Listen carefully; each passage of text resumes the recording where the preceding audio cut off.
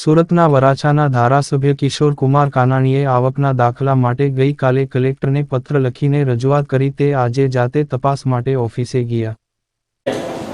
કાલે મેં જે કલેક્ટરશ્રીને પત્ર લખ્યો હતો, આવકના દાખલાને જાતિના પ્રમાણપત્ર માટેની જે લોકોની મુશ્કેલીઓ પડી રહી હતી, લાંબી કતારો લાગી હતી, એ પત્રમાં મેં જે રજૂઆતો કરી હતી કે મુશ્કેલીઓ દૂર થવી જોઈએ લોકોની અને તાત્કાલિક દાખલાઓ મળે એની વ્યવસ્થા કરવી જોઈએ.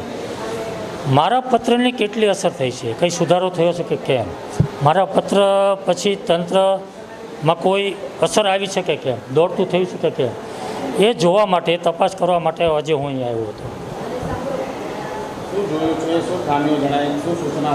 લોકોને પૂછપરછ કરી છે.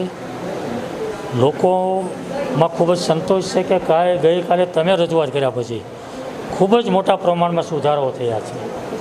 આજે મંડપ નખાઈ રહ્યો છે, પાણીની વ્યવસ્થા થઈ રહી છે, 2 તલાટીઓ હાજર છે, 4 આવકના દાખલા માટેની 4 બારીઓ ખુલી ગઈ છે, જે 1 બારી હતી.